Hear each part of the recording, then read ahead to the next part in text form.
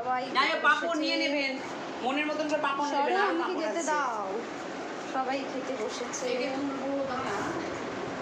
ইনাকে খাইয়ে দিচ্ছে, কিচ্ছু না, ওরে বাবারে না খাইয়ে দিচ্ছে, জামাই বাবু খাচ্ছে না, কিচ্ছু না, জামাই বাবু খাচ্ছে, না যাই কি কমাবো, কিচ্ছু আমার নেই। ডালটা ঢালু, খাইয়ে দিচ্ছে। যাই হোক, ডালটা ঢালো, পোস্ত পোস্ত পোস্ত দিয়ে ডাল, তারপরে ট্যাংরা মাছের ঝাল, চিংড়ি মাছের এটা দে। মটন করেছে, মটনটা রাতে খাওয়া হবে, নাহলে এখন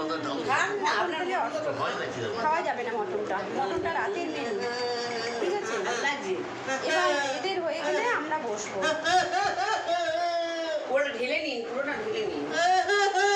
যাও, ঢেলে নাও ডালটা, কাঁটাটা নাও, কাঁটাটা। কিছু ডাল নেই, শুধু মাথাটাই দিচ্ছি। ডাল অল্প দিয়েছি, মাথাটাই। ভাইয়া ডালটা কেমন খেতে বলো? চুপ,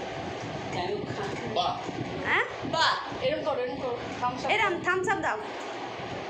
টিনা, টিনাকে দই দে, ওর ঝাল লাগলে দই দিয়ে খা।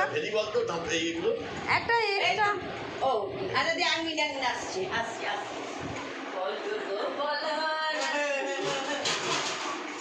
বাবা, দিদি রান্না করতে করতে দিদি ব্যস্ত, প্রচণ্ড ব্যস্ত। দেখো,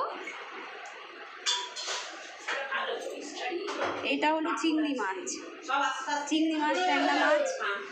এটা হলো ডাল, এটা হলো পোস্ত, আর বটবটি দিয়েছে, আলু কম দিয়েছে, ঠিক আছে। আর এটা হলো মটন করেছে। মটনটা এখন খাওয়া হবে না রাতে, কারণ এখন মাছ ফাছ খাওয়া হবে, ঠিক আছে। এখন আর এক গাদা করে খাওয়া যাবে না। জল খাইয়ে দে।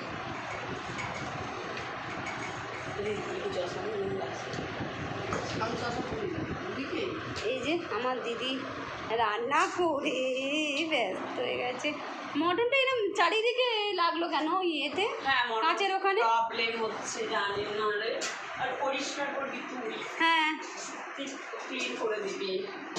মটনটা গ্রেভি আছে তো? গ্রেভি আছে, না থাকলেও হয়ে যাবে। ঠিক আছে, দিদিকে দিয়ে দিবি, আর আমি নিচে বসে খেয়ে নেবো। হ্যাঁ, একদম। আমার আর টেবিলে লাগবে না। ও মা, না টেবিলে খাবি না কেন? নেই, নিচে দিয়ে দেবো। আমাকে নিচে দিয়ে দাও, আমার খুব খিদে। বলো বলো। আমি যখন খাবো তো একটা ছবি তুলবি, সেটা আমাকে আমার ওইটুকুনি তুলবি, ওইটুকুনি আমি দেবো। আমি যাই হোক, আচ্ছা, তুই আমাকে দিতে পারবি? ঠিক আছে বন্ধুরা, রাখছি।